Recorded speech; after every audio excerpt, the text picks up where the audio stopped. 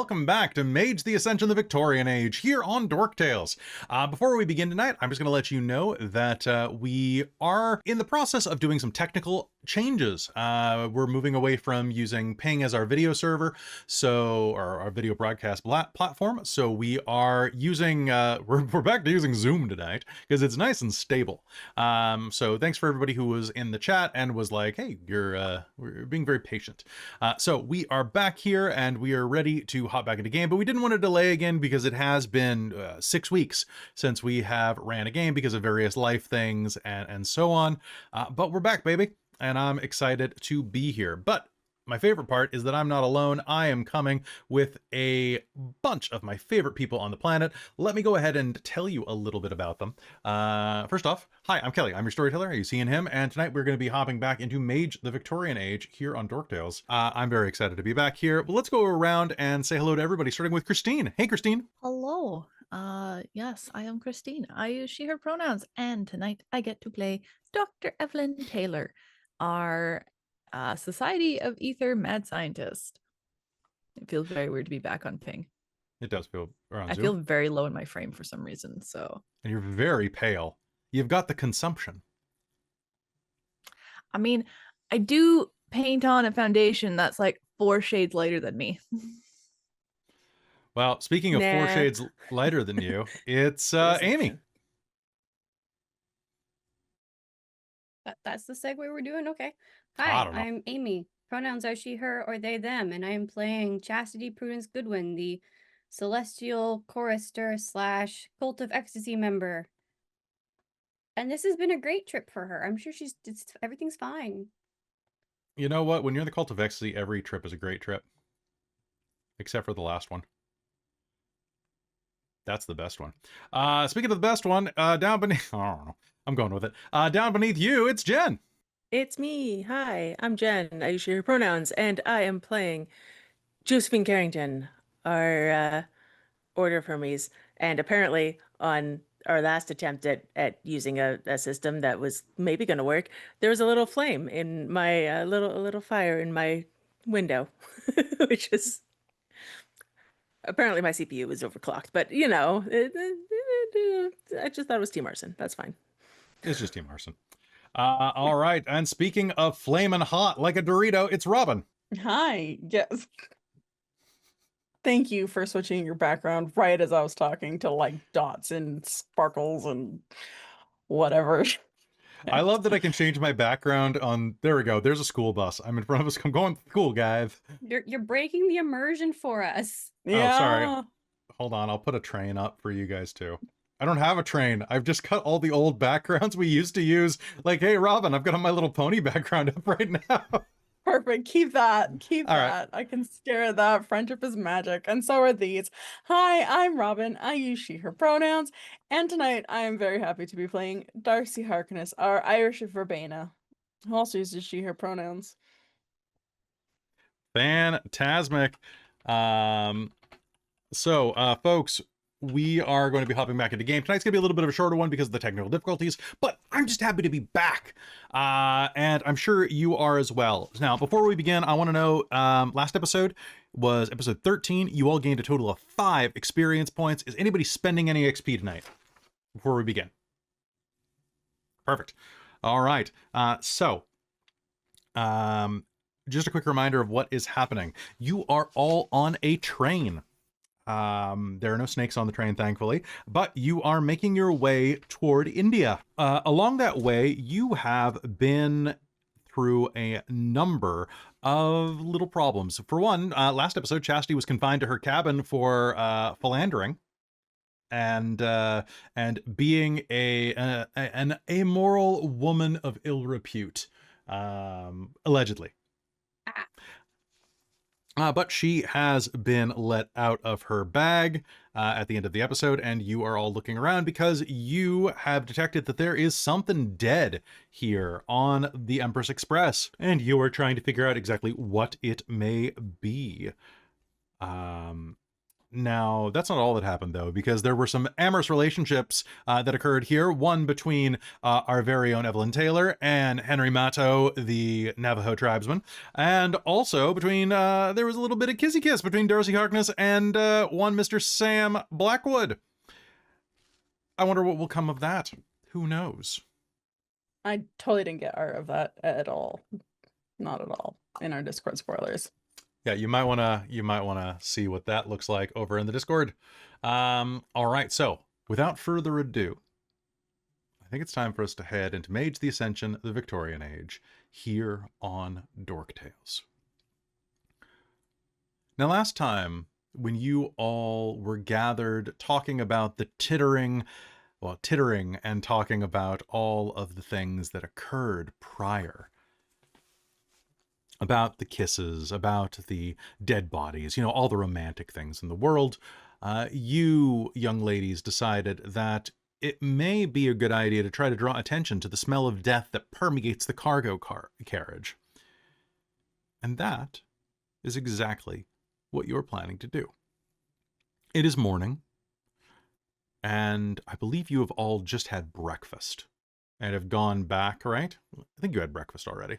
Well, we started having breakfast, and then Bran found the thing. So then Darcie made an excuse of be feeling fluish. So Josephine and Darcie went back to the room to go do Branovision, where Bran opened the door, smelled death, and then I love it when Evelyn came and joined it. And Darcie and Josephine ordered breakfast, but didn't actually eat breakfast. So Darcie, that was the thing at the end of it. So Darcie was very hungry, but it's fine. But yes.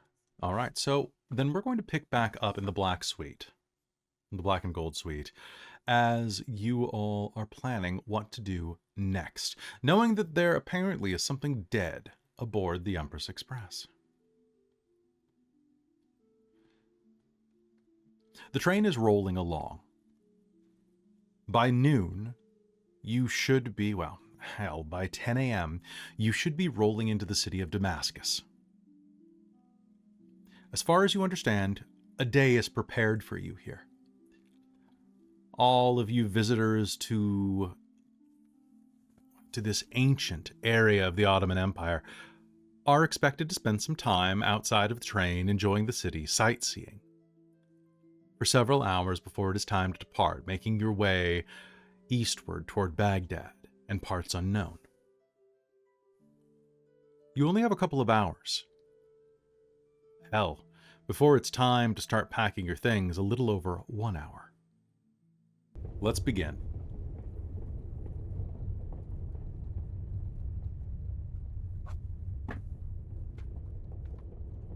You all gather up your things and prepare to head out into the hallway. But before you can, there is a brief and stiff knock at the door. 3 clipping knuckle taps, followed by a low and accented voice that carries with it the sound of accented French. Hello? Miss Goodwin?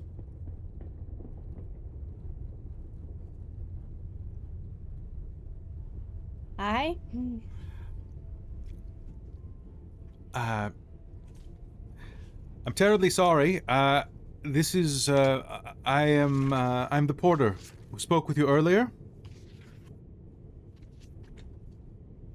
So, out of character, was this the one that she This is the one that forced you into your room, basically. Oh, okay. They also just had notes about somebody who she ran into near the,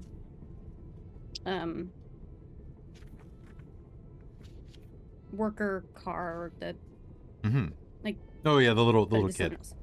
Yeah, okay, no, this is someone else, okay. This is someone else. So this was a gentleman that confined you to your room. Okay. So, and I was looking for what his name was, and I immediately turned to Radimus Prime, which is somebody different. Excellent. Excellent. So... We're going to say his name's Raoul. Alright. Chassie's gonna get up and go open the door. You're going to see a man man with a sun-kissed complexion and very European features, a long French nose, a small mustache and goatee, meticulously tailored, with a slight waxed curl. This is the man that told you were supposed to stay in your room last night, and this morning, as he is standing in front of you, you can tell that there's something amiss about him. Can I please get a perception and alertness roll from you or anybody else who's standing next to the door? We were 6. we have established we're all in the same room, yes? You are all in the same room. Cool. Does uncanny instincts apply? No. Okay. What's the difficulty? Like I said, 6. 3 successes. 3 successes. You are going to see that he is quite disheveled for a man of his station. It's not so much that he looks like he's like been unkempt deliberately, but you can see that some of his clothes are pulled a little bit at the seams, as if someone had grabbed him. You can also see that there is a little bit of woman's makeup, concealer or foundation or whatever equivalent would have been in that era, underneath his eye, which is slightly swollen. You can tell as well that his lip is a bit swollen with a crack going down the side, right at the seam next to the side of the mouth. Is everything all right? Yes, of course. I just I needed to come and tell you that upon further investigation, I would like to apologize for the implication from yesterday. Eyebrows just kind of go up. She looks unimpressed. You are, of course, invited to please enjoy the Empress Express's amenities once more, and with my sincere apologies.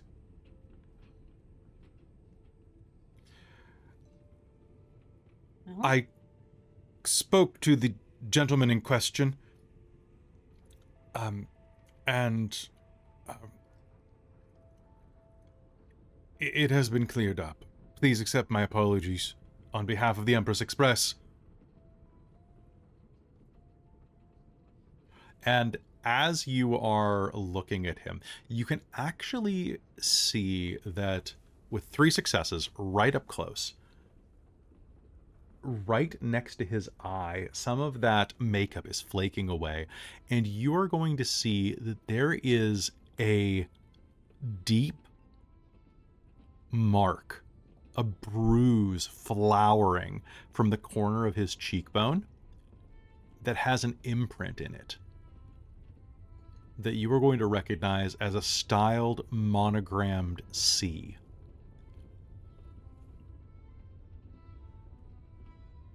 You can make me an intelligence and wits roll to see if you remember what that's from.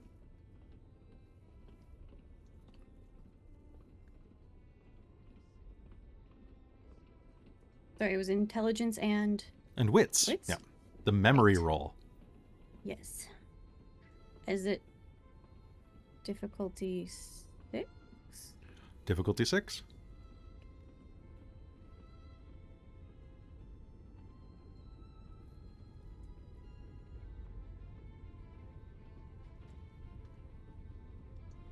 And that's also 3 successes. You're going to recognize that there was a signet ring bearing that that stylized C on the finger of one Mr. Calhoun.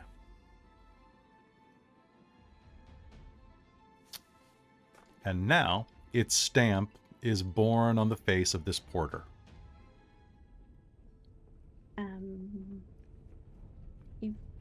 got a bit of something.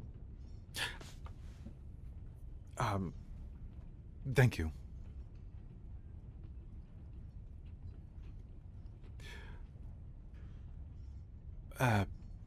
By way of apology, please, dinner for you and your companions tonight upon return from Damascus will be gratis.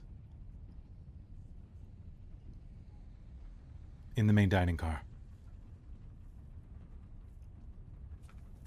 And apology accepted.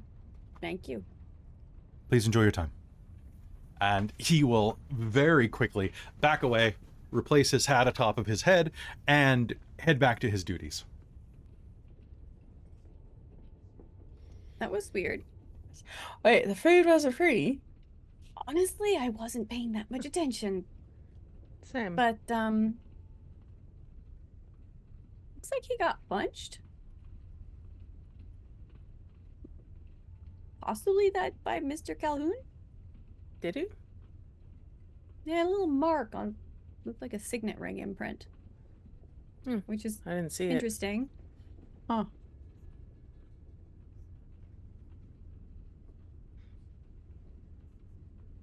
Well, at least that means I'm not stuck in here anymore. So I call that a win. So, Fair.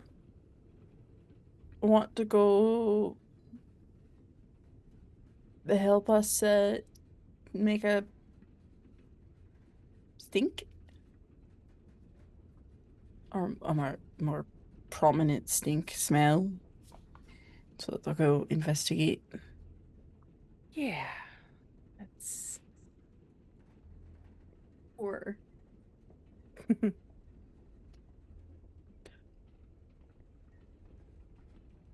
I'm just gonna also just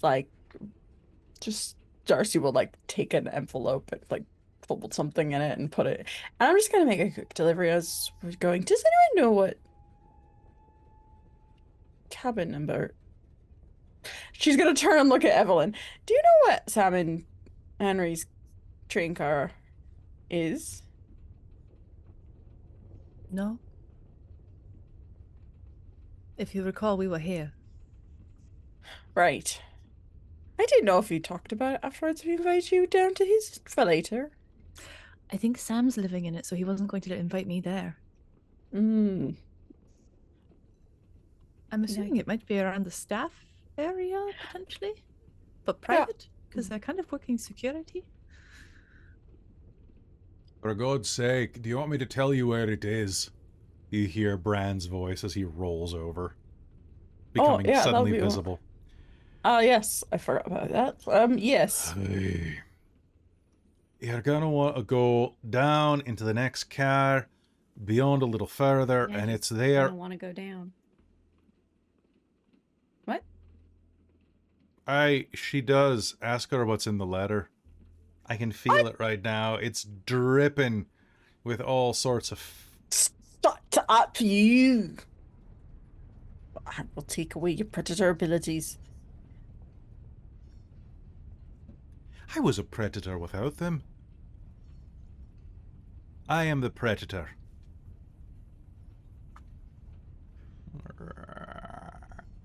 Makes a clicking noise. Now, What the how did you do that? I'm a cat. We're very vocal. Look, you just go down and, if you want to go where you need to go down, then you're going to head into the next carriage, and he'll give you the directions into the correct room. At least, I think that's his room. It's the one that smells the most like him. Of course, if he's shacking up with some other lady in there, then she might read it. Oh, now I'm not funny.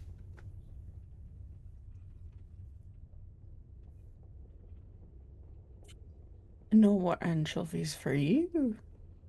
I think it's quite funny, but also it would be quite useful to know before you get involved. I would prefer to know than not to know. I know, and I did.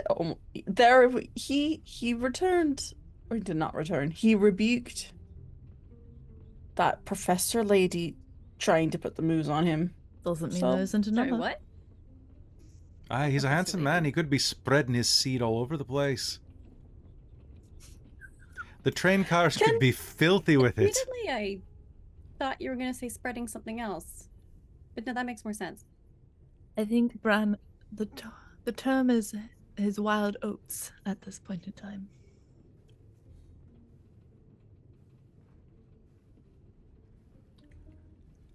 I don't rightly know how humans reproduce. I didn't think Think that it about wild involved oats, then. bread or oatmeal.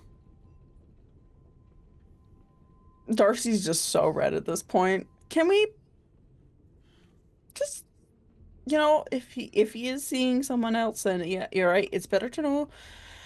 But like, can we not talk about Sam sowing his Oats? oats? You're the one who brought it up. I'm just guiding you did to his not. room. I did not bring it up. I asked where he was. That was it. That was all. We could As have far just as I have understand, moved he's on. done there. Oh, look, a spider. I'm sorry? Do you want me to try and ask him? And The spider? I'm very good at... No. Oh. Bram starts staring at a Our spider up in the gentleman- corner of the room. Affectionate lover boy. Oh. No, we've shared a kiss, and that's it. There is no lover yet. Well, I've definitely heard some people say many a word declaring their eternal love with just a kiss. In certain places.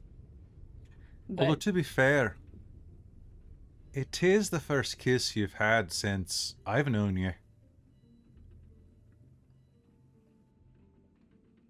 then It might be my Congratulations. first kiss ever. Just Be that as it may. And Bram's gonna start, like, jumping and climbing up the bedpost and, like, trying to, like, jump up to the corner of the room and grab a spider. I actually have a spider in the corner of my room right now. It's staring at me and I'm staring at it, and that's... and there's a moth. Is it eating the spider, or is the spider eating it? I think they're having a bit of a standoff. You know what? If the moth wins, good job. That's how you get Mothman.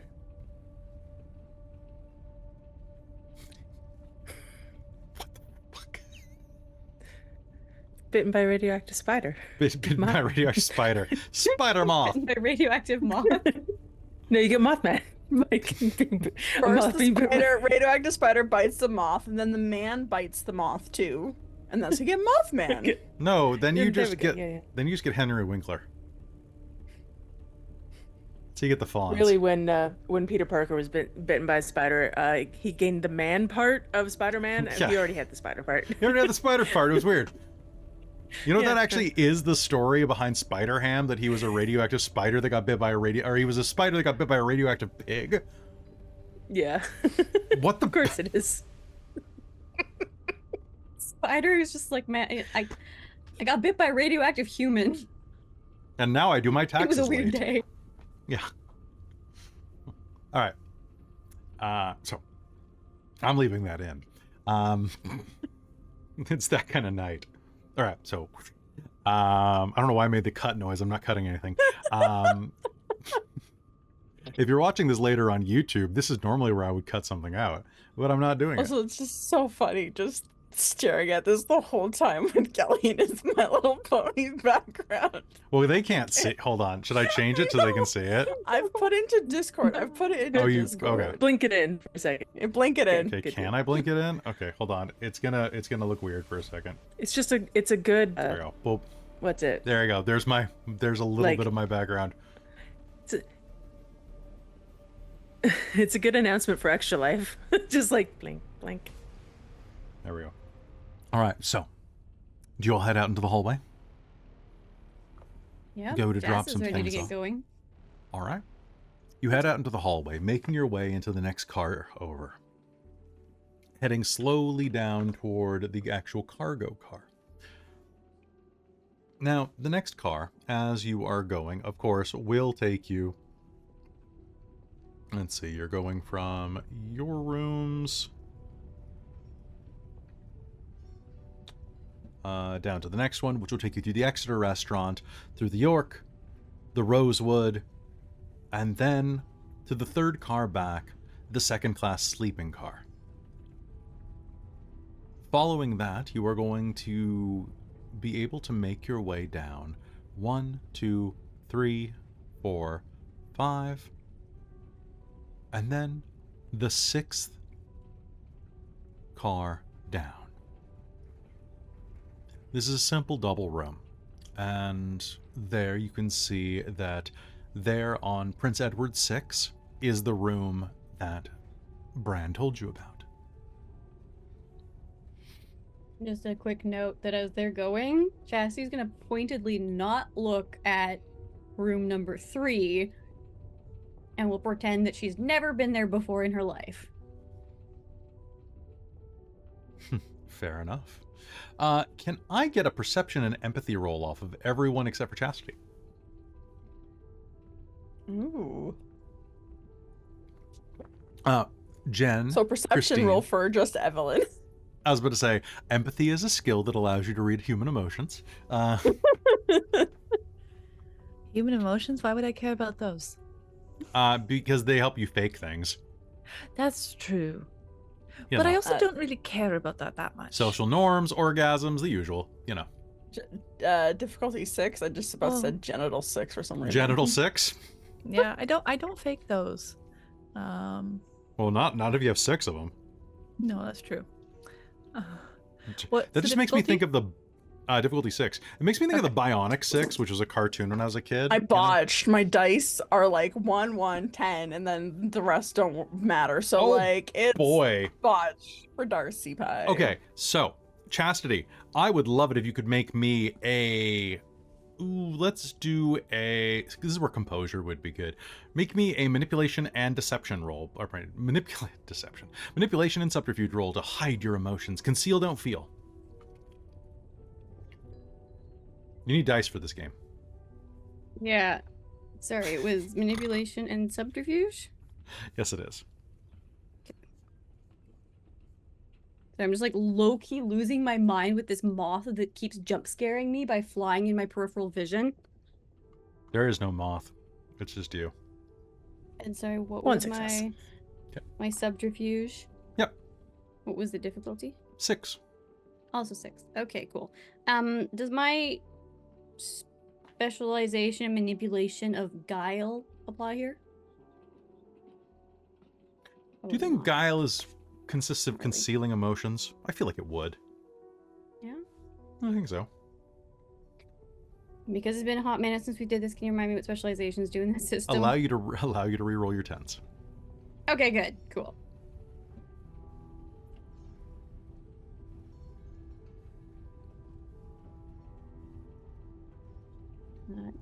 That part didn't help me much, but that is 4 successes at difficulty 6. Oh damn! Did anybody beat 4 successes?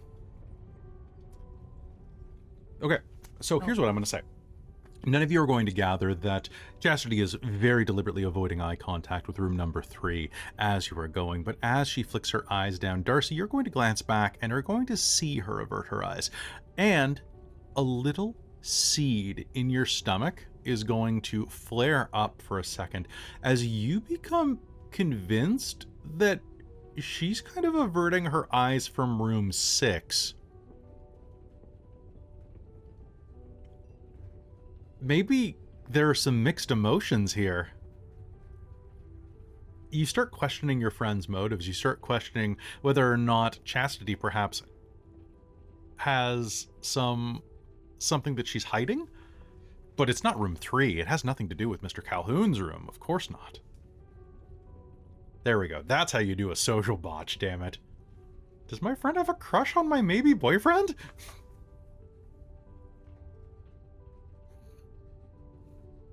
All right. What else are you doing? Making your way down? You have the letter in hand. I'm gonna slip it under the door. All right. She did write Sam's name on the envelope, so Henry hopefully won't be. I mean, Henry can be sneaky or can open it, but you know. Okay. So sliding that under the door, you were able to do so. Nice. Do you continue onward?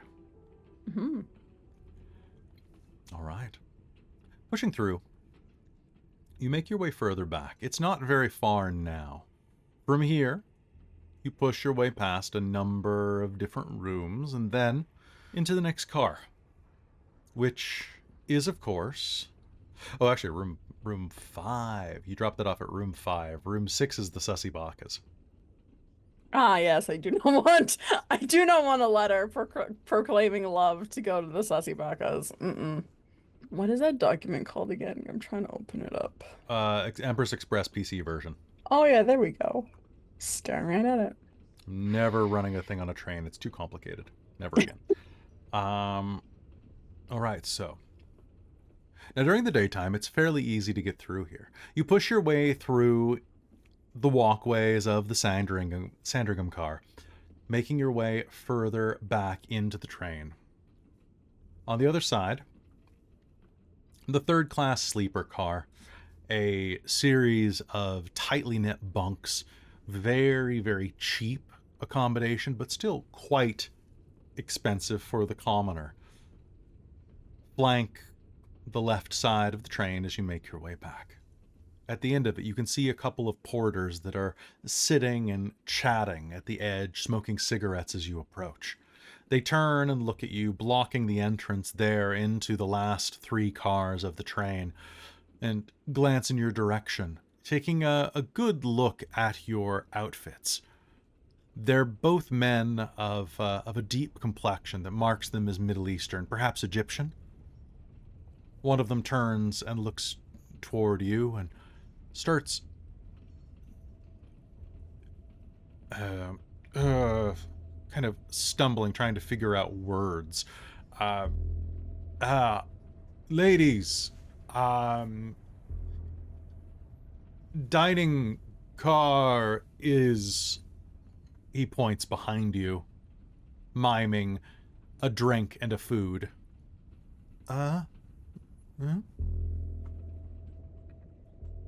Yeah, it's back there. Lady, no. He points back at the next car, looking down at your outfits again. And It's perfectly fine. Can I use a mind effect here? yeah, absolutely. What would you like to do? I would like him to think that it's perfectly fine for us to go there. Okay, This is give me not a mind problem. 2. Give this to me at a difficulty of 3. Josephine's just like, forgetting- this is normal human behavior. It's fine. I keep forgetting I have this. I'd like to activate my arcane. Okay.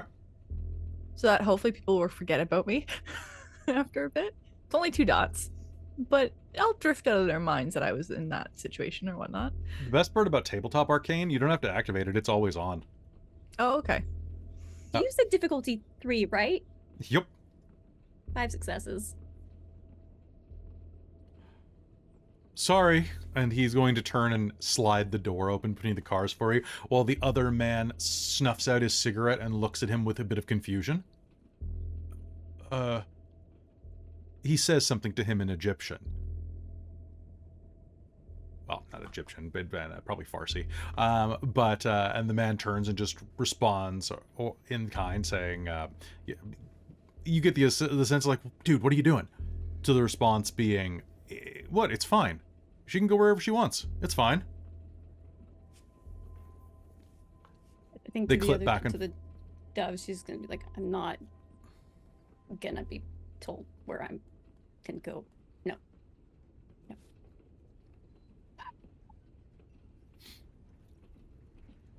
All right. On the other side of this, you're going to see exactly why they didn't want you through here. The opposite side of this opens to the Dartmoor, a huge coach class car. Now, the coach class is something that would normally not be very easily accessible at all, or perhaps even allowed at all in such a car, in such a luxurious transportation. The area ahead of you has no rooms. It is just row upon row of seats. Those of you who have ever seen basically a typical train, like a Western train, like any type of train where it's just seat upon seat upon seat upon seat, seats back to back, like any type of passenger train that we would have today. Alternatively, the opening scene from Westworld, the TV show, or perhaps the Mugen train arc from Demon Slayer.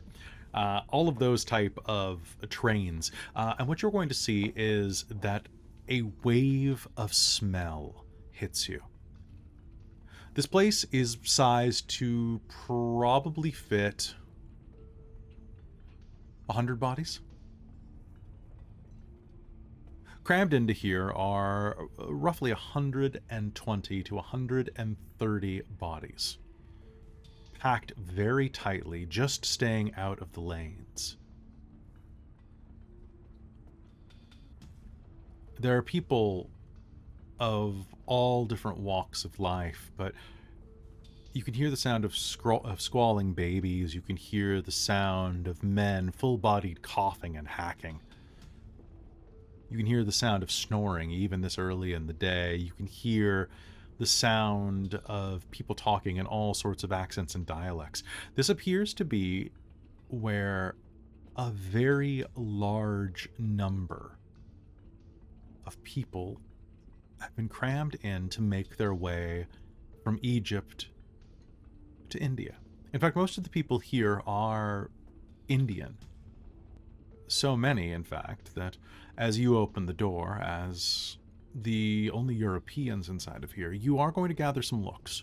They are going to pull and look in your direction, as you definitely aren't dressed like you fit this room. On the other side, at the far end, you are going to see that there is a door that leads to cargo and freight. Try the door. Okay, so you're going to try to make it through the throng of people? Josephine will. Yeah. Sounds good. Gives no shits. Sounds good. All right, making your way through. What I just like is everybody to do me a favor and make me a dex and streetwise, or a dex and athletics, just to not step on anybody as you're going. Do fast reflexes or dodging apply? Dodging will apply. Cool.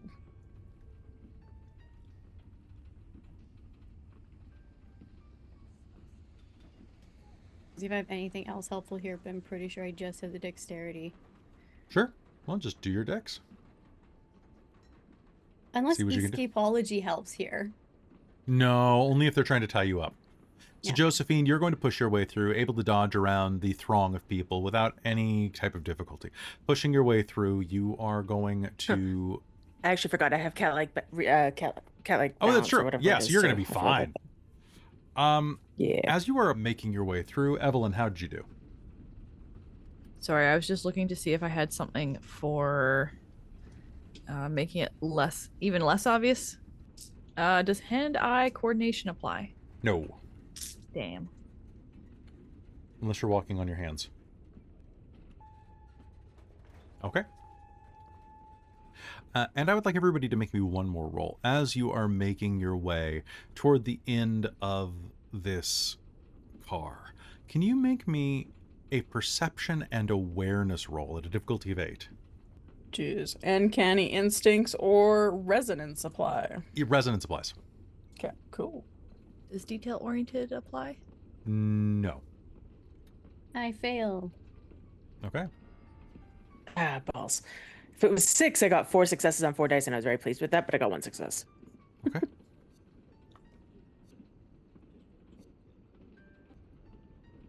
Even Right. with 2 1s, I got 5 successes. Holy crap. I My got 10s 0 successes. explode. Because that one negated that 110 I had. Okay. Amy, how many did you I get? 2 10s, 1 10 rolled again. For the awareness. The awareness. Yes. One, I had an 8 and a 1, so it's just I a see. fail. As you walk back into this space, people are watching you. People are keeping an eye on you. They're kind of confused as to why you're back here. But the best way to stay out of trouble is to not mess with the weird people that are in your space and just let them pass through so long as they don't cause any trouble. It's a good way to keep out of it. And as you're making your way to the back, Josephine, the hairs on the back of your head, the back of your neck, are going to prickle up. You're going to get a sense something is very, very thick in the air back here as you are making your way through the train car. You're not sure if it's the train car itself or if it's what dwells beyond in the next area. But something is amiss here. Something cloying. Something dark hangs in the air. Whereas Darcie, with 5 successes, your stomach is going to knot. And you are going to feel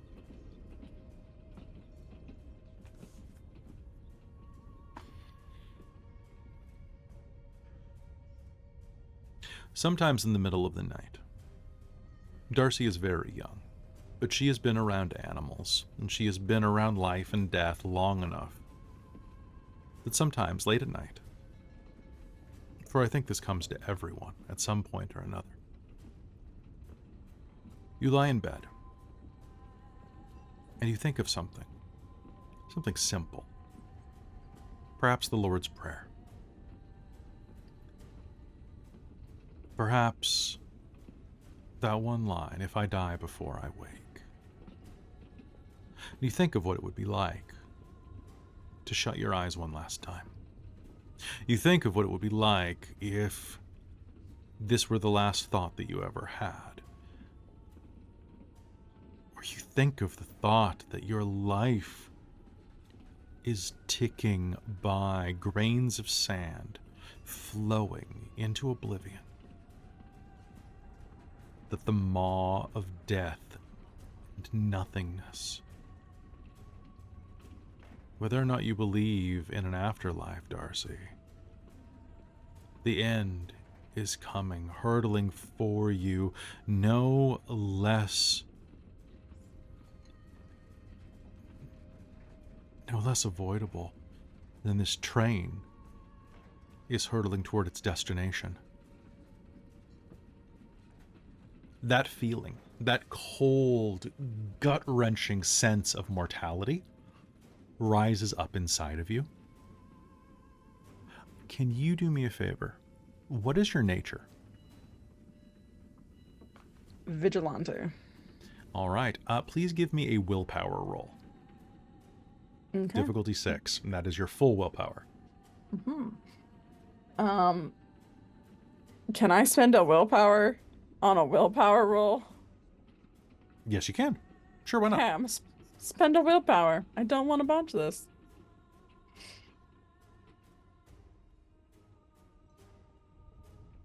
Oh, my dice are so chaotic right now. What? Do 10s explode for willpower? Sure. 4 successes. Okay.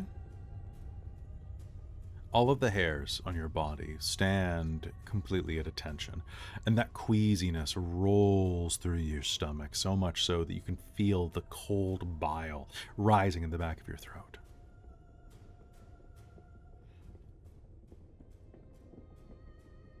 It feels like there is a miasma clinging to the inside of this train car. A fog that seeks to permeate every stray floorboard. And with 5 successes, you are certain that it is not in the car beyond. Or at least this feeling isn't. It's in the car? It feels like it is. This feeling, this oppressive awareness that you have suddenly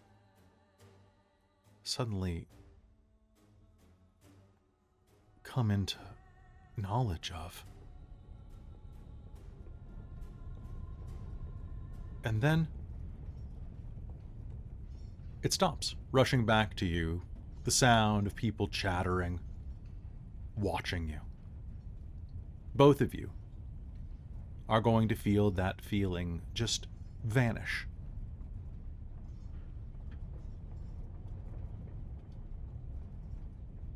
And Darcie, you are going to feel an old but firm hand touch the side of your shoulder.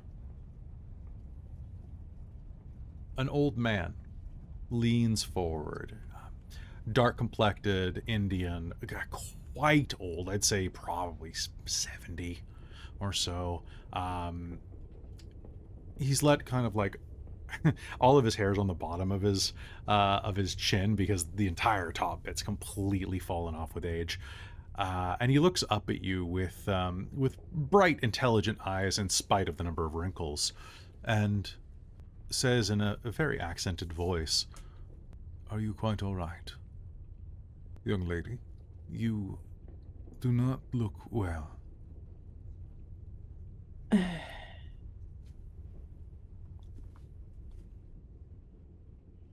I'll be I'll be all right. Just a little bit of motion sickness, I think. He smiles. Several of his teeth are missing. Very good. Very good. And I believe it was Evelyn. This man leans forward. I believe you saw him on the train platform with the young girl. I don't remember now. I believe there was a young girl that fell on the train platform, and you saw an old man lean down and help her. Or something like that. But there was a moment, or someone made a connection. There was some... Well, if you don't remember it, then I guess he wasn't very memorable. But he will smile and lower himself back to his seat. And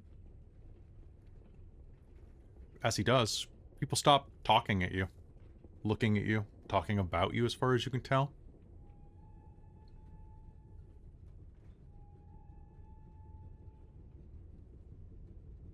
He leans back in his seat, holds his walking stick up to his chest, and shuts his eyes in silent contemplation.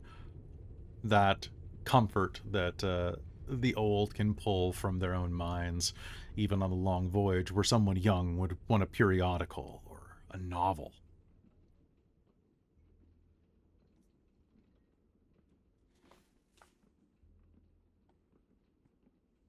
What do you all do?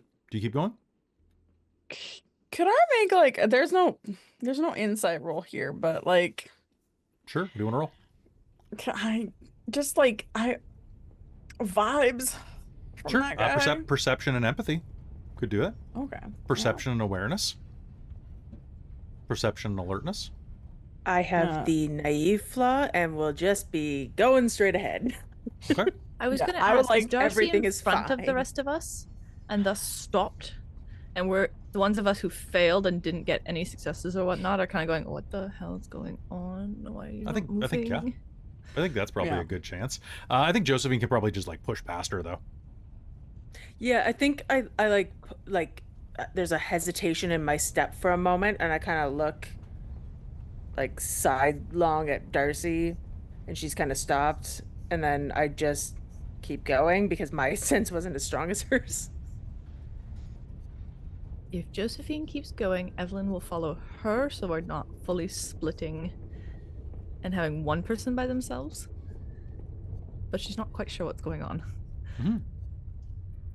Yeah, I think Jassie's in a similar boat of like kind of looking between them.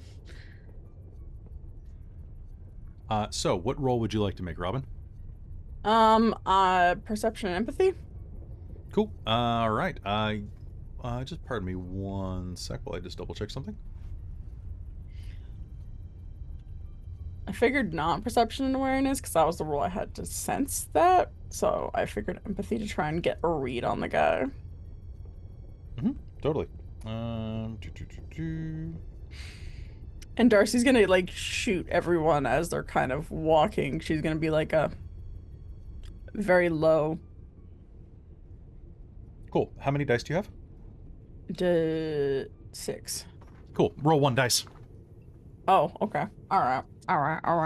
1 dice. Oh no. I'm gonna spend another willpower if I can. Oh, yes, you may. Correct. I don't think my difficulty is 2. No, but you that's spend a willpower. success. Yeah, no, so 1 success. Okay. What are you trying to gather off of this?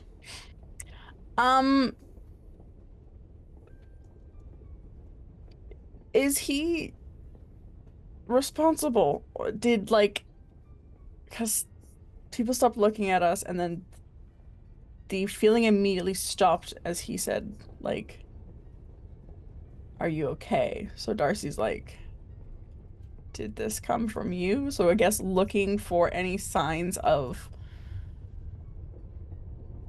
magic, I guess. Any sort sign of, I guess I can see time. You mean Prime?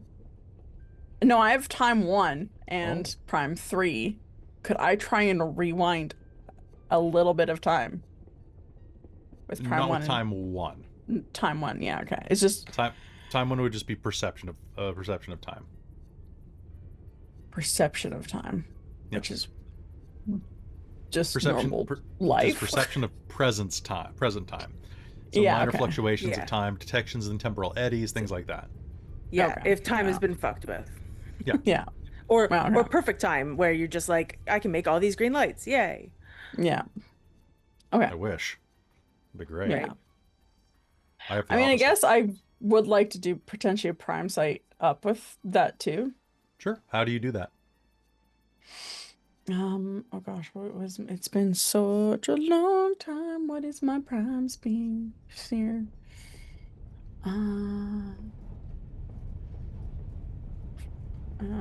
Oh, that is magic circles. Oh, she's not gonna be doing that. Nope, I won't throw up prime sight right So now. with one success, you'll say that you think that perhaps it was caused by him. You're not sure if it's magical or not, but perhaps just having the most venerable old person here kind of lean in and act kindly toward you is enough that his seal of approval was enough to shut everybody else up. Oh yeah, the old guy said that he doesn't care if they're in here, so we're gonna trust his opinion. Yeah. Okay. He smiles at you with his slightly toothless grin. Be well, young woman. And then goes back to leaning back with his eyes shut.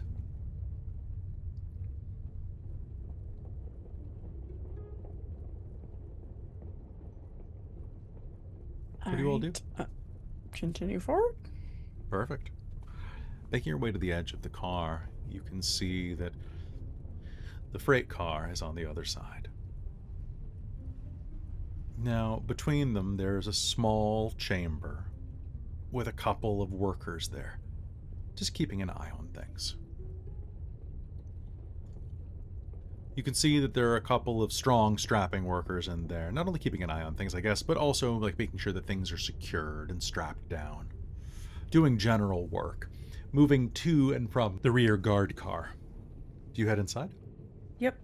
In this 4-room, we're going to say that the final car is divided into 2 rooms, an actual freight and cargo area, and also an overflow room for various smaller cargo items. And that is the first part of this.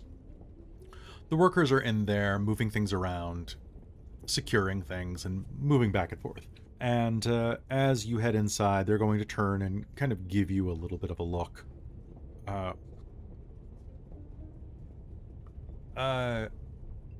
One of them takes a step forward to try to ask you what you're doing here. As they do, is anybody doing anything before he approaches? Preemptive mind blast, Chas, or are you going to let him come up? Yeah, I think she's basically just, nothing to see here. Jedi mind trick kind of thing. All right. Sounds good. Go ahead and give me the roll. Difficulty of 3 is the lowest it can go.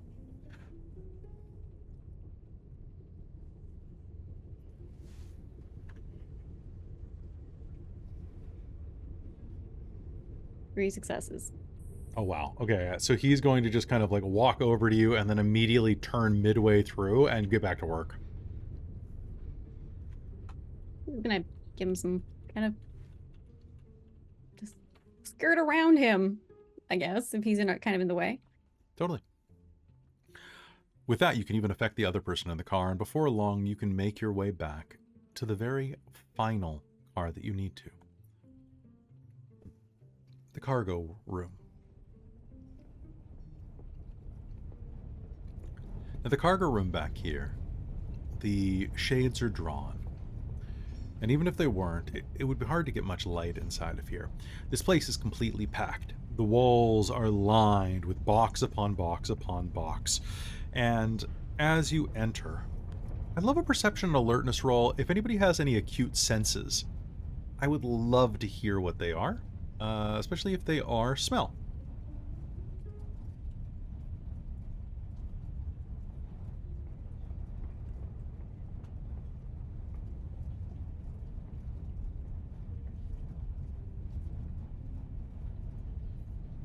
Two successes, no acute senses. Okay. Cool. Was difficulty 6 again? Difficulty 6, yeah. 2 successes. I'm rolling so many ones each time I roll. I am rolling like minimum 2 ones every roll. Does detail oriented apply at all? Yes, in this case it does. Cool.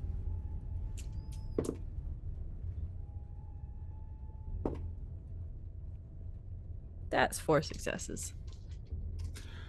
4 successes. So, looking around, anyone who got at least 2 successes, if you got 1 success, did anybody only get 1? Okay. At 2 successes, the room inside of here is very stuffy. There's minimal airflow, and the people that move in and out of here only do so to exit the guard car and make their way quickly through to the rest. And here, you can see that there are quite a number of large items. There are at least 4 crates that are large enough for several people to hide inside. We're talking like, these are being studied by top men type of crates. There are wooden crates lining the walls. There are bags of mail that are sealed up. There are various parcels, and even you can see quite a few like steamer trunks and other like personal goods that have been put back here as well. Hell, there's even a collection of not 1, not 2, but 3 grandfather clocks lining the back wall.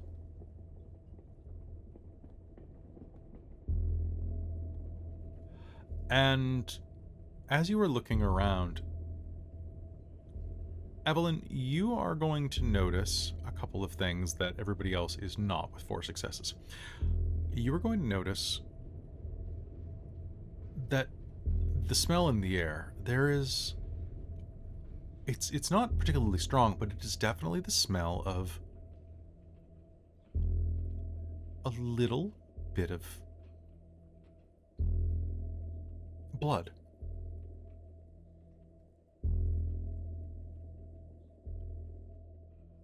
You don't smell death like Bran was talking about inside of here, but you do smell just a tiny bit of blood in the stillness of the room.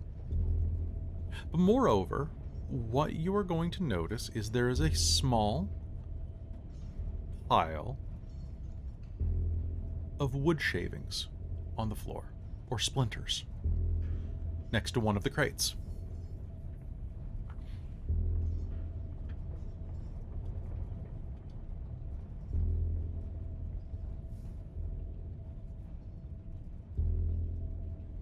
So, wood shavings in the sense of... Like if someone were to open a crate that was nailed shut with a crowbar. It would pry away some scrapings of wood, or some parts of the wood would likely break off. To give you a great example. So, assume that this is large enough for several people to fit into. When you pry on it, there will be, I took the nails out of it so I wouldn't stab myself, but were you to try to open with a crowbar, it would scrape away some of the wood, depositing it on the floor. Looking, for those listening on podcast later, I have a wooden box that I was given as a present a while ago by my players. That is for a Call of Cthulhu style, like, secret document hunt game. Okay. Is it clear what they came from?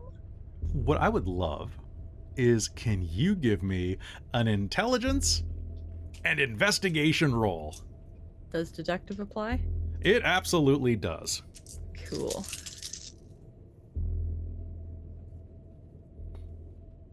And difficulty? Difficulty of this? We'll say, 6. You're just trying to draw in clues from the immediate surroundings. Okay.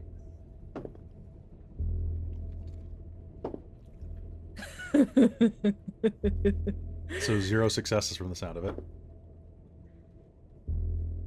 That's 5 successes. 5 successes. It's between a pair of these very large crates, but you're going to easily be able to follow the trail up and see that there is a gouge mark right at the top of one of these crates recently. You can definitely see that the wood has since, you know, when you like crack wood and it like the coloring is different if it's a fresh crack versus a cut. As well, you're going to see there are several bite marks in the side of the crate from a crowbar. Okay. And it has been sealed up again fairly well, but you can see that it's been interfered with fairly recently. Taking a quick glance around the area as well, you will see that there is a scraped crowbar tucked behind a shelf in the corner, as if someone set it down out of the way. Okay. Can I kind of lean towards that crate and like sniff it to see if the smell is coming from that area? There is a small drop of blood on the ground next to the crate. Okay. About the size of a couple of quarters. As well, you are going to see that there is documentation attached to these crates. Cool. I was just going to ask, can I examine the crate? Is there anything interesting about it? Without opening it yet. You are going to see that written in both, oh god, Indian would be, what language am I thinking? Written in the language, I guess it would be Hindi, yeah. So written in Hindi, as well as probably would be done in English, to be honest, just because it's India. You are going to see that it is a manifesto that is sending these crates from Cairo to Bangladesh, courtesy of one Dr. Heinrich Müller. Okay. We've heard that name a few times. Yep, the antiquities specialist. Yes. Okay, so somebody probably stole something from him then. Well, actually, some of you have seen that he is on this train. Yes. Hmm. Okay, good to know. All right. But if he's an antiquities dealer and A professor of antiquities, yes. passing stuff from one spot to another, it might be valuable. And somebody Mhm. maybe was like, ooh. Well, you do have a crowbar. You could open this if you wanted to. This is true.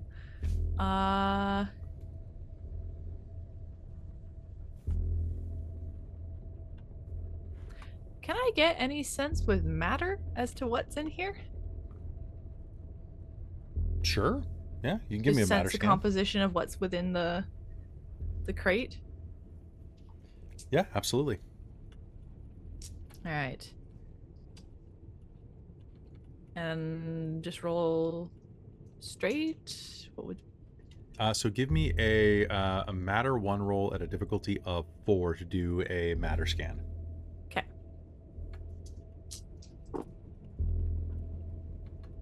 Difficulty of 4. Rattray re-rolls. 4 successes. So, scanning this, you're going to be able to see that the crate is made of fairly traditional wood. It has iron nails that are holding it together, but inside you are going to... Oh boy. How many successes? 4. Okay. So, as you are looking at this, you are going to be able to basically get an anatomical, well, not anatomical, but a blueprint of what is inside of this. And what you are going to find is going to be a little bit of elation for you.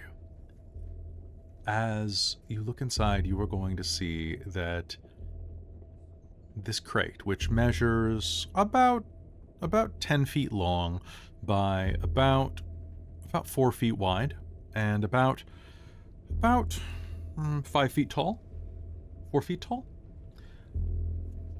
As you are looking through, scanning it, you are going to see that there is a large sarcophagus inside of it.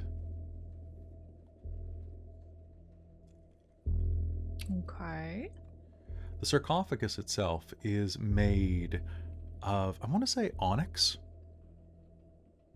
Unlike the traditional styles, this is not embossed with any type of gold or gems or anything on the outside, but it is a large sarcophagus made of onyx and basalt. Those are definitely not easy things to work. They're not.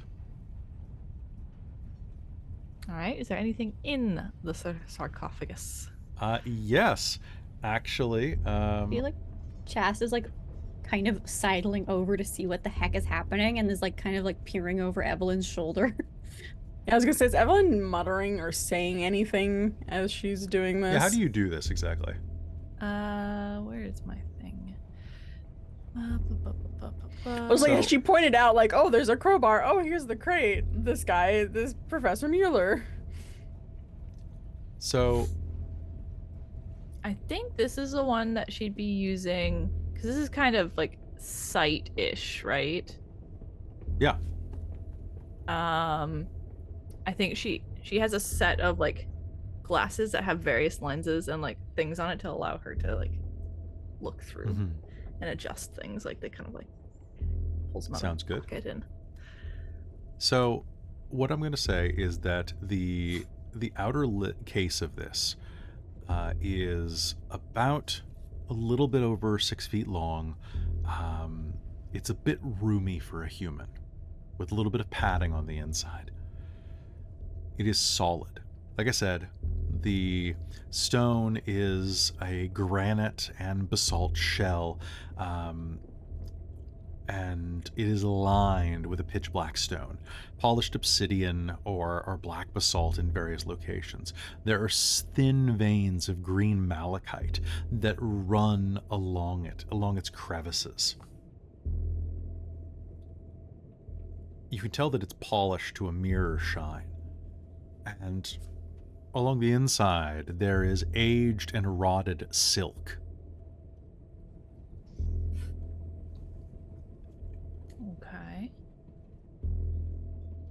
within it, you are going to see there is a corpse. Okay. Is it a dead corpse? It is, yes. It is a dead corpse. There Cool. is a dead human man lying in there. With matter, you're going to be able to detect it is all of the things that would make a human man kind of stand out normally, all of the basic, like the weight, the size, and so on. What you're going to gather is that you're going to be able to detect that there is a man that is entombed inside of the sarcophagus, wearing a carved mask, with high cheekbones, and like very, like it's like not Since I'm sensing matter. Yes. Is it desiccated and pitch, like Well, full of pitch, or is it fleshy and wet? Well, let me just put it this way. The water content is actually quite high, but the thing that is going to strike you the most is that you're going to detect the presence of denim. Ah. That's incongruous. However, What? whatever is inside of there, you will detect denim as well as a flask full of the composition that you will recognize as Irish whiskey. In a hip flask. Can I see that if I'm peering over? This is all I'm not inside. looking. She's like kind of analyzing. She's matter Sickling, looking. Okay. I'm However- sensing through, because Christine was very much like, this is how a vampire movie starts. This is how a vampire movie starts. I'm not fucking opening this. And as you take a look at it, you are going to determine that whoever the cheeky bastard that put this guy in here did bother to put a ceremonial headdress on his face that was already in there. That really sounds like something Henry would do to Sam. It's true. Maybe Henry's a vampire. But that's actually a dead body too, right? It's not It is definitely not living. it is registering on matter. It is a corpse. If you wanted to investigate it further, you would have to use other spheres and actually crack this thing open. Okay. Are we? Just gonna turn to the others. Well, there's a sarcophagus in there with a recently dead body and a flask of Irish whiskey and denim. Recently. Oh, Alright, yes. well, we have to at least Ooh, get it's the very Irish wet. whiskey out. Yeah, that I agree.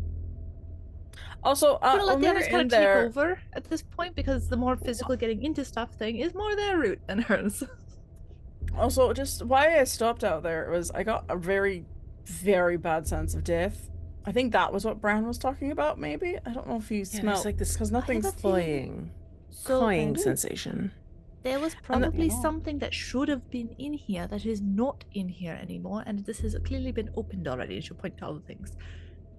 And based on the type of So- sarcophagus, etc., it is likely there should have been quite an old dead body in there that was missing most of its organs and drenched in pitch, and it no longer is. Or it was Also, being there's used to no- smuggle drugs. But there's now a very recent dead body in there. Okay, well, we should probably figure out who it was. And deal with the mummy that we have on the train? Oh, I suppose there could be also like a, the bloodsucker type. We already have one of those on the We already train. have one of I mean, those. we could have another older one. Who knows? Well, hopefully they're They friendly. kind of are prolific at times. From what I've I'm heard. just... Yeah. I wanna- I'm concerned about the giant feeling of death in the other cabin as well. That was not Oh, yes. pleasant. I mean, Oh, it could be somebody who's more focused on that sort of thing, magically wise. well, I mean, if I get that There Irish are evil whiskey ones, out, you know that, right? I mean, could obviously, not our probably- enemy is one of them, but can someone just help me open this? Oh yeah, I And can Chastity definitely can help try you out. and pry it open. She's not the strongest, but Just me will Darcie- help. Yeah, Darcie will also help. I have Evelyn's strength going 4. to get out of the way All before right, she so breaks a nail. are you going to show them the crowbar you found? I mean, she mentioned it already. If they've already Okay. forgotten, then. Okay. I don't know. Jess is gonna go probably grab the crowbar and start prying it open. Between the three of you, you're able to very quickly crack the lid open. It's actually been opened fairly recently. And Oh, that's not good. the nails are going to pry away, and sure enough, inside is a massive hay, which I didn't bother describing to you, Evelyn. You weren't looking at the hay. That is securing a massive, I'd say 1 to 2 ton stone sarcophagus that is lying on its back. Despite its age, being thousands upon thousands of years old, it shimmers in the low light of the room. It's still smooth. It is still almost like a mirror shine on the outside. Whatever it is inlaid with is almost ripples and absorbs your visage as you look over it. You can see a slight hazy reflection as you do so. And this massive sarcophagus, you will see that it is quite, for one, very ornate, depicting a man with traditional, like, pharaohic headgear, arms crossed, holding a pair of items in his hand, one of which has been broken off with time. The other appears to be some type of staff or reed. But as you look at it, you are going to see that inlaid into the chest of sarcophagus, of the man carved into it, is a 6-pointed star. Or at least it would be. There's a relief where something like that would go.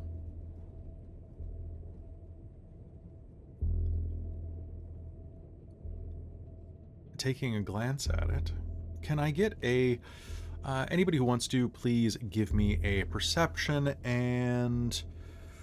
investigation or... crafts. Now, do you have to have the dot specifically in the thing for crafts? Because crafts one of those you choose. You're right. the It is thing. one of the very huge ones. Yeah. I'm gonna say that, like, I'll give you a general crafts roll just to see, like, what something is built as. I'll say, could I use like esoterica or occult to try and figure out the meaning behind? You know what? this 100%. belief? 100%. You could roll esoterica. Sweet.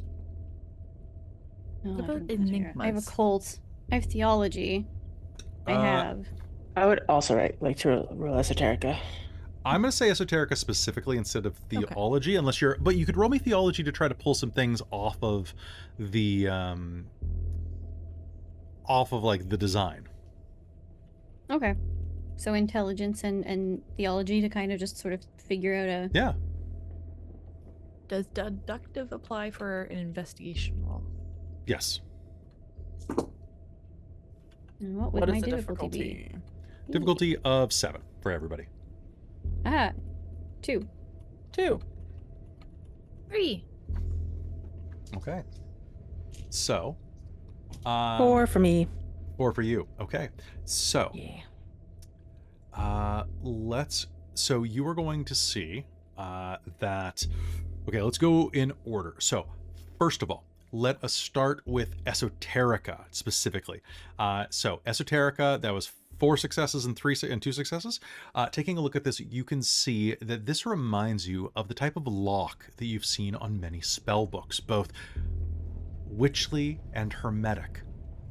Whatever this 6-pointed star in it is, it appears to be some sort of locking mechanism, the key of which is missing.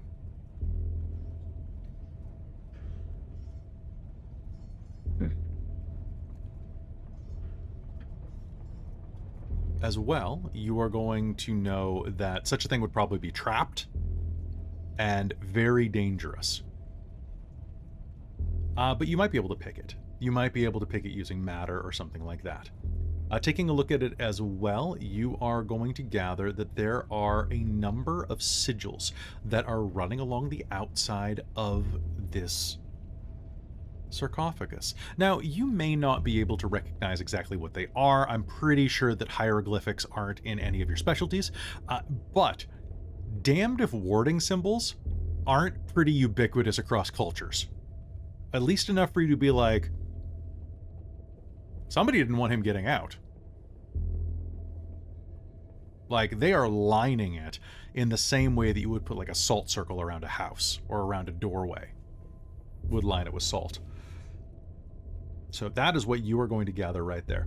Next, I'm going to go up to Amy. So, Chastity, how many successes did you get on religion? 2. Okay. You are going to see that the 2 items that are being held, you cannot see one of them, for it has been broken off, but gathering what you think, because you can see like the arms are crossed and you can see the bottom that is coming out of the right hand. It's some type of crook or some type of handle coming off of it. However, it's curling at the bottom, shaped almost like a question mark. That's not normal. Crooks are meant to be divine marks of shepherdom and guidance. They're usually straight. However, what you are also going to see is in the hand that is actually visible is a slender scepter topped with a cobra. However, its tongue is split into 3 prongs instead of 2. Upon which you are going to see each one of the tongues has a small glyph carved into it. Or symbol? The shaft itself is made to appear like shedding skin, peeling near the base. And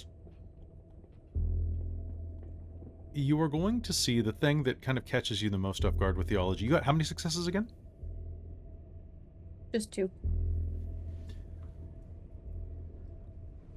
The figure's forehead is adorned with an inversed black ankh.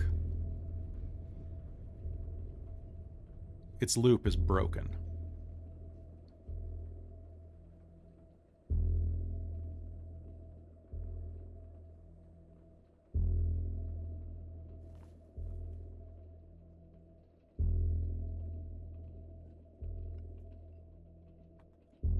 You can also see that there are a few words that are carved in to the surface here in hieroglyph.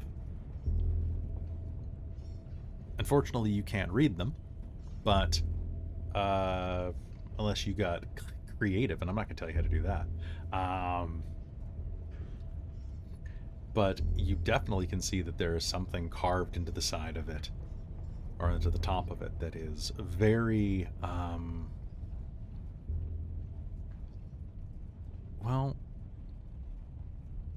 it's in the prominent front center. There's a cartouche that is drawn in kind of angular glyphs. And beneath it, What's a cartouche? wouldn't you like to know? I would, actually. It's why I'm asking.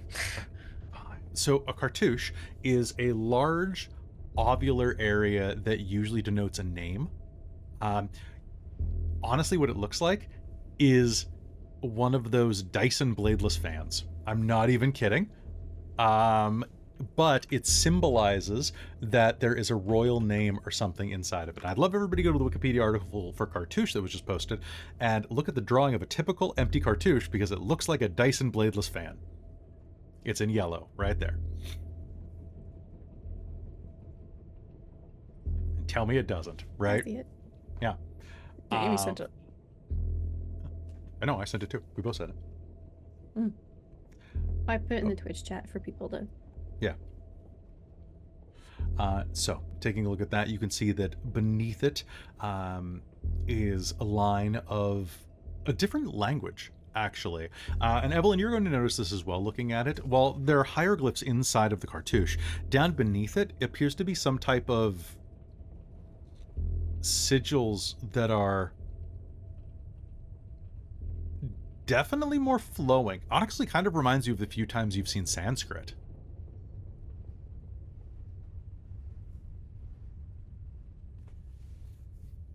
Now, on to you, Evelyn. How many successes did you get with investigation? And what kind of things are you looking for? I don't know. I think she's just kind of looking to see what pops out at her. So Maybe to try and figure out, because they've opened it now fully. so you have opened the crate, The crate, but not the inner. not the inner. So Okay. you Oh, are there's going a to get. lock. So I guess anything that might pop out to help to show what may have happened, or maybe what was supposed to be in here and is no longer, considering the squishy body inside of it. Which, as per Jen's comment, I feel like I should have a new matter wrote of, is it fleshy and wet? I think so too. As you take a look down, you are going to inspect the inside of the crate and see that there are some marks there along the side of the sarcophagus. Boot smudges. You can see places where some of the hay and packing material inside has been shifted around. There's just enough room on the inside of here that somebody could climb inside. You can see evidence that someone climbed inside. And from the displacement, it looks like maybe opened this? Opened the sarcophagus itself. And if they would have stood right there. And they would have... And that is where your blood goes a little cold. Because it is there, along the side of the crate, you are going to catch the sight of something mixed amidst the packing material. A pair of fingernails embedded in the wood, with dried blood along what was once their bed. Okay, I'm gonna X you on that. Okay. Roger that. Gross. So you will see a splash of blood along the side, as well as some other gross things that we're not going to talk about. Cool.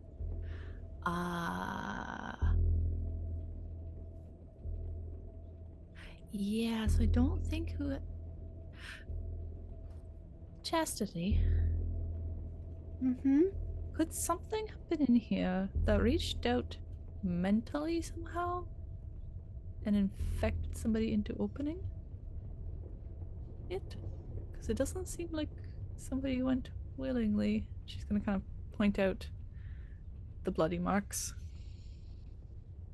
I mean, Is that something that you can do? possibly. Ask the person who has absolutely no mind magic whatsoever. I mean, some things can block it, but if you're able to reach them and you're strong enough, yeah.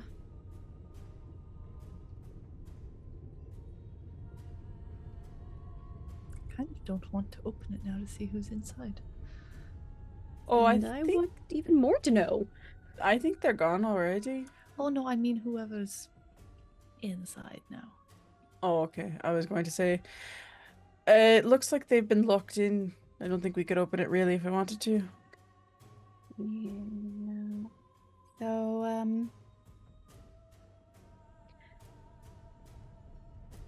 I mean, that shouldn't I be that hard really considering it wanna got know. opened once already. Yeah, but the key's missing, and Darcie will point to the relief where the 6-pointed star was. That's gone. The key's been taken. Does it just look like it's something that like you have to push something into it to like have it open again? Probably it looks like a very complex mechanism, actually. Taking a look at it, it's actually quite ingenious, the way that you see the different spokes that come off of this. I'm ripping off the Mummy. Okay. Remember the book? No. Oh, there was the thing. Oh, that goes I know tick, tick, exactly tick, what you're tick, doing. tick, tick, tick, tick. Okay. Yay. Okay, so I couldn't just like recreate something Oh, 100% randomly out you of could. matter to fit it and do the thing. 100% you could try that. Okay, I will try that. She'll pull out some chemicals and like grab a piece of something that's lying around and try to basically make it reshapeable. And Just before, I just want to double check that you think you can do this, because it definitely seems like it would be trapped if this goes wrong. well, I mean, at this point, the thing that was supposed to be in there is already gone. So wouldn't the traps have been set off already? Who knows at this point? I'm just gonna.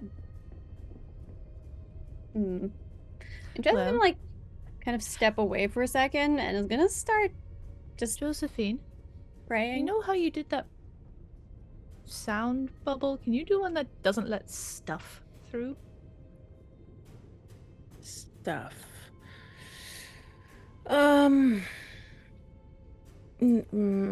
I can do it like kinetic bubble, I guess. It would make things not move through easily. But I don't have the ability to just target stuff. So But that would keep. it would give us at least some time as something tried to move through if I made it strong enough. I'm just thinking if it releases gas or acid spray or splinters or needles or something, if it slows it down Mhm. enough to dodge Yeah. Yeah. or potentially open a window. Are there windows in here? Just looking around like, Yeah. There what's are, going yes. on? So then we can open a window and be good. Yeah. I can do that. So I'll prep the thing and move it in place, and then we'll use a stick to poke it, and you'll go whatever it is you chant and use dusts and things. Chastity, what are you doing? What are you praying for? I think she's got her cross, and she's gonna keep like mumble a few more lines, and is going to try and use her time. I've got time for, and spend a willpower to try and pull up what happened in here and rewind so we can actually just watch it. Okay. Would you like to throw some mind in to allow all of your friends to see too? Yes. All right. Go If ahead and crime give helps this. too, I can do that. It does. It Nah. throw Go some ahead correspondence so we have the physical geographical area too. So go ahead and give this to me at a difficulty of 8. Okay, I'm gonna spend a quintessence. Okay. 7 because of prayer, 6 because of quintessence. Okay. Oh, 7 because of vulgar. Just write that down real quick. Okay. Yeah, she will probably be chanting for a couple of Well, you can rounds chant it again. for a little bit, but let's go ahead. Yeah.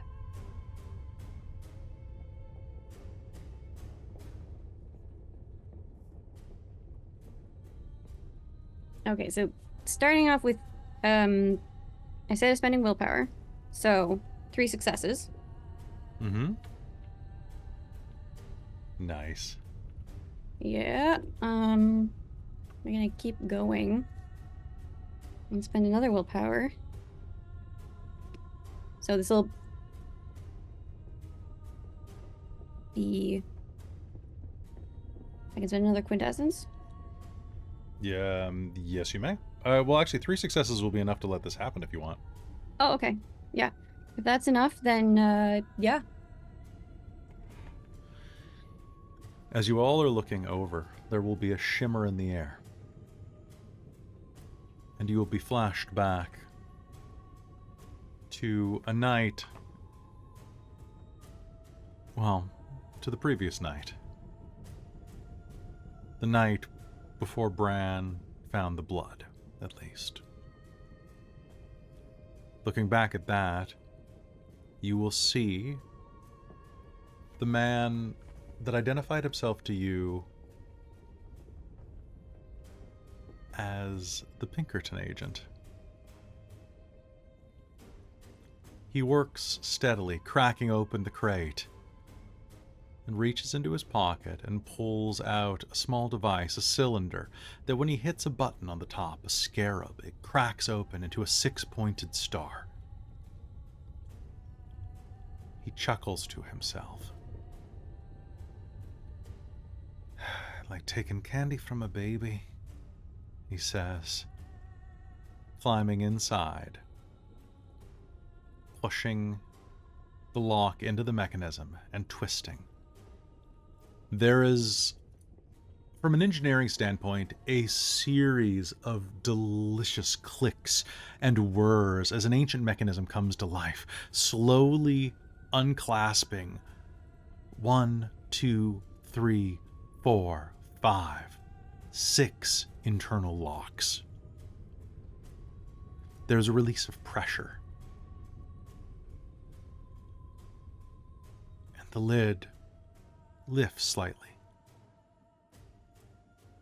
With a grin, he leans down. And as he attempts to pull the lid open, he braces himself, putting his hand over what will soon be a bloodstain, and wrenches upward with the crowbar. You are going to see another hand wrap around his wrist. And as the as the sarcophagus opens several inches, you are going to see Mr. Wickham, stout and thick, pulled into the sarcophagus through an opening the width of a bread box, with a horrible series of crunches as his bones turn to jelly from the force. There is the sound of a horrible slurping. And then the sarcophagus lid opens, and a man will emerge emaciated, his skin papery thin, sunken eyes that nearly glow, long hair tied at the nape of his neck, dressed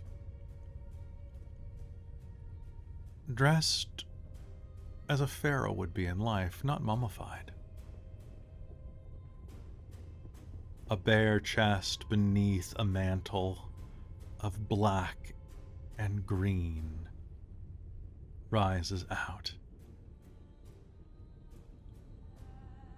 He removes a funeral mask and sets it gingerly down onto Mr. Wickham, lowers the lid on the sarcophagus, and locks it, turning. And for just a moment, you could swear that he looks directly at you. And and smiles. This meal that runs down his chin and along his elongated canines is the first of many. I think that's what we're going to call game for the night, because I can't beat that. There we go, folks. When he gets enough blood, he's going to look like this. Thank you for tuning in tonight. Jason Momoa? Kinda, right? It's just Jason Momoa. You guys are fucked. That's actually not just... You relent. Hey, you're a vampire now. All right. So, folks... Hopefully? Hopefully. All right. Yeah, not Imhotep. No, it's just Tom Cruise, guys. He's the real mummy, as we all know. Folks, that's going to be it for us tonight. Everybody, do me a favor. The chat's going to give you 3 XP. I'm going to give you 2 XP for a total of 5 XP. Slightly shorter game tonight because of all the tech stuff that we're still trying to do catch up on. But thank you for tuning in and for hanging out with us. We are going to be back in 2 weeks. We're not going to miss 6 weeks of game ever again. That'll be great. At least not until this chapter's done, damn it. But I am very excited to move on. A big reminder that this weekend is Extra Life, so you want to come back and watch 14 games that are happening over the course of 3 days, including 2 Mage the Ascension games, a hunter game where everyone is a dog, and Amy's running a game about a horse in a house. It's gonna be a time. Horse sitcom. Horse sitcom. And I'm running a game that I didn't think I was going to be running, which is any game. I thought I was going to have the weekend off, but no, I have a sick DM, so I have to run. So a big thank you to everybody who keeps us on the air. I got to do a big thank you to our divine producers, my mom, Shaikon De Vermillion, and Soul Omen, as well as our wizard of the Patreon, Tammy the Forever Cleric, the Ink Goblin, Crush, Urquhart, and Big Nut. Our monster maker is Larouk, and our high council is Terran, Amberthist, Raven with Baubles, Chef Eladeth, Sorcerer Sanguine, Brian Kaler, Nerdy Metal Gent, Nihilist, Cookiemon Steve, and Iron Warrior X. Our patron of the arts is Eastside Rider, and of course, Nacro the Straw Hat Devil. And folks, we will see you in 2 weeks for more Mage the Ascension the Victorian Age. And of course, before we go, a big thank you to our sponsor for the episode, Bookworm Games. Hey, Bookworm Games is the place for you to go. Use code DorkTales to save 15% on your dice, including these fantastic Amethyst World of Darkness mage-inspired dice, which roll pretty damn well, if I do say so myself. Bookworm Games has kept us on the air for almost 3 years now, and we love them for it. So go love them and get yourself some great dice. But with that, we're going to call it here. Good night, everybody. Sleep well in a sarcophagus, and don't let the scarabs bite. No. Have a yeah, I know, right? Nothing's good. Everything's awful. So y'all take care, and we'll see you in 2 weeks here on Mage the Ascension, the Victorian Age. Good night, everyone.